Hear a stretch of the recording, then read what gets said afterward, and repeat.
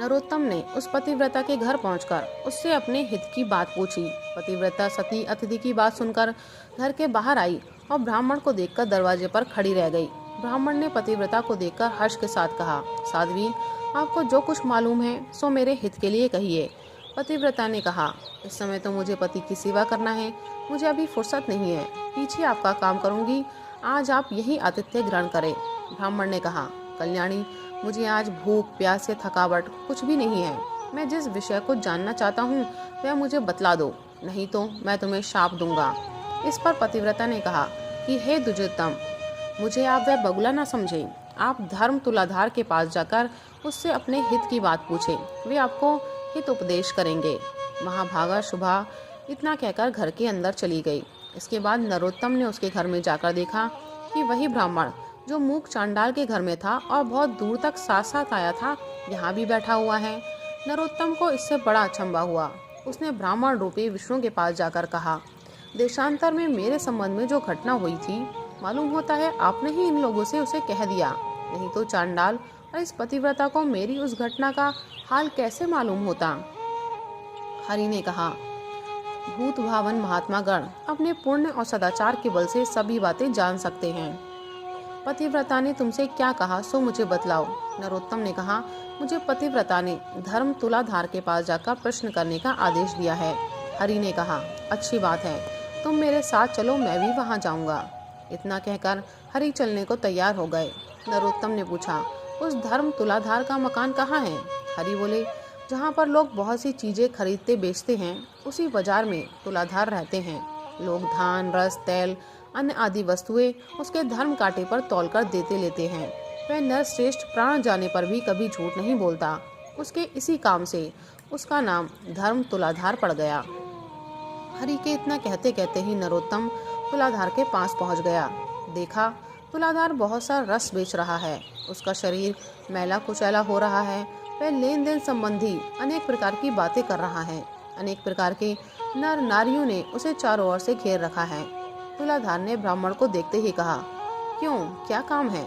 यूँ उसकी बात सुनकर ब्राह्मण ने मधुर वाणी से कहा, भाई, मैं तुम्हारे पास धर्म उपदेश ग्रहण करने आया हूँ, तुम मुझे उपदेश करो। तुलाधार ने कहा, महाराज, अभी तो मेरे ग्राहकों की भीड़ लग रही है, एक पहर रात तक मुझे फुर्सत नहीं मिलेगी। आप मेरे कहने से धर्माकर के पास जाइए। बगुले की हिंसा का दोष और आकाश में धोती न सूखने का कारण आदि सभी बातें वे आपको बतला सकते हैं। उनका नाम अद्रोहक है। वे बड़े ही सज्जन हैं। उनके उपदेश से आपके संपूर्ण काम सफल हो सकेंगे। तुलाधार ब्राह्मण से इतना कहकर फिर अपने लेन देन में लग गया। तब नरोत्तम ने ब्राह्मण वेशधारी हरि से कहा, महाराज, मैं तुलाधार के उपदेश से अद्रोहक के पास जाऊंगा, परंतु मैं उनका घर नहीं जानता, क्या आप बतला देंगे। हरि ने कहा, आओ आओ, मैं भी तुम्हारे साथ उनके घर चलूंगा।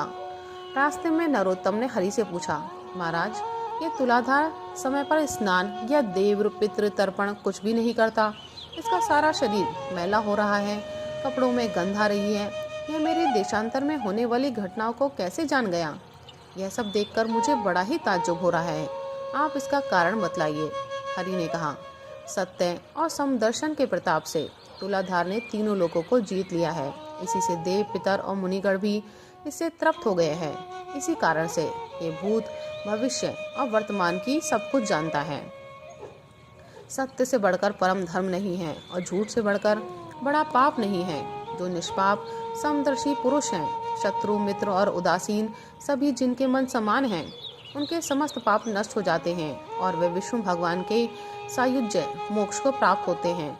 जो मनुष्य सदा ही ऐसा व्यवहार करते हैं, वे अपने कुलों का उद्धार करने वाले होते हैं।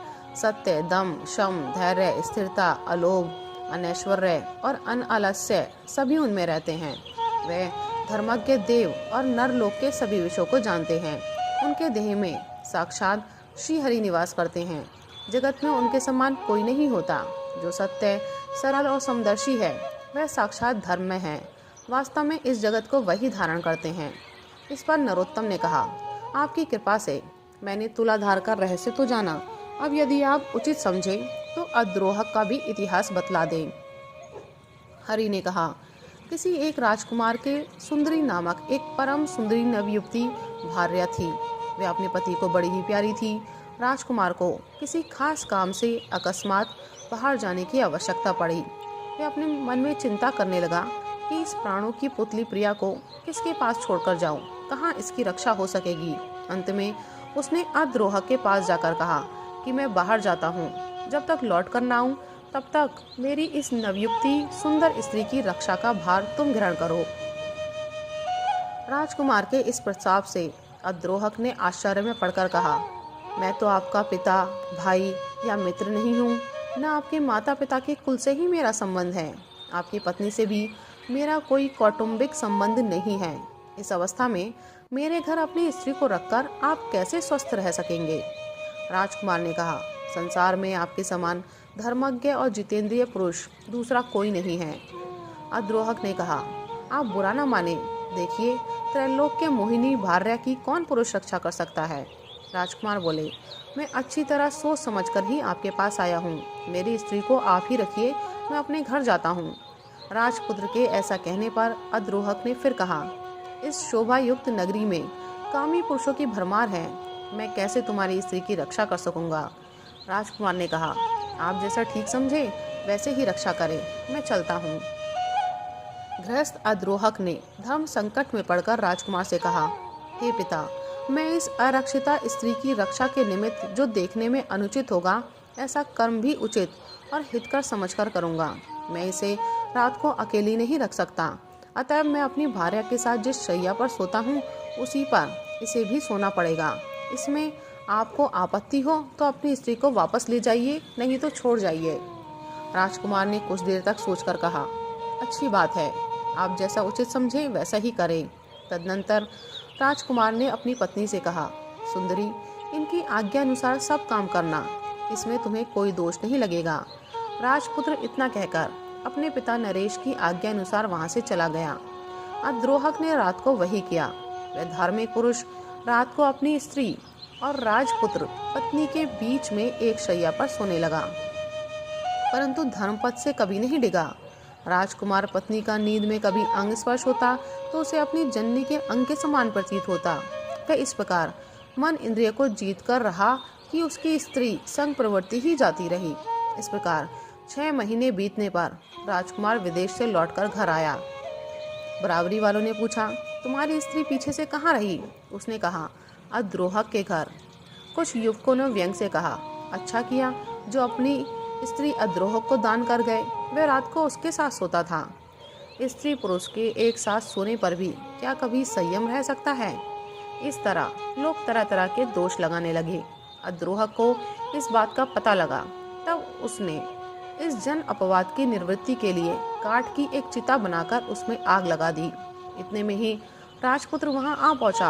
राजकुमार ने अपनी स्त्री को प्रसन्न मुख और अद्रोहक को विषाद युक्त देखकर अद्रोहक से कहा, भाई, मैं आपका मित्र बहुत दिनों बाद विदेश से लौट कर आया हूँ, आप मुझसे बोलते क्यों नहीं? अद्रोहक ने कहा, मैंने आपकी स्त्री को घर रखकर जन अपवाद मोल ले लिया।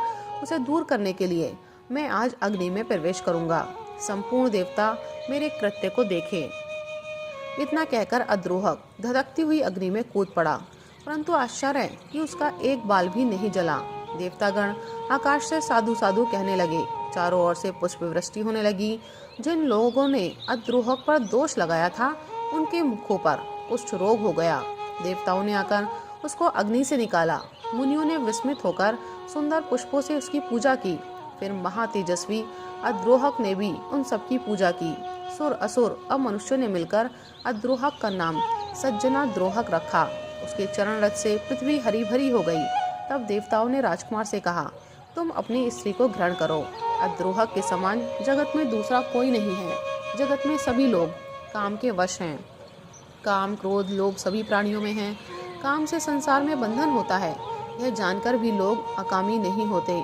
इस अद्रोहक ने कर्तव्य पालन के लिए काम को जीतकर मानो 14 भुवनों को जीत लिया। इसके हृदय में नित्य वासुदेव विराजमान हैं।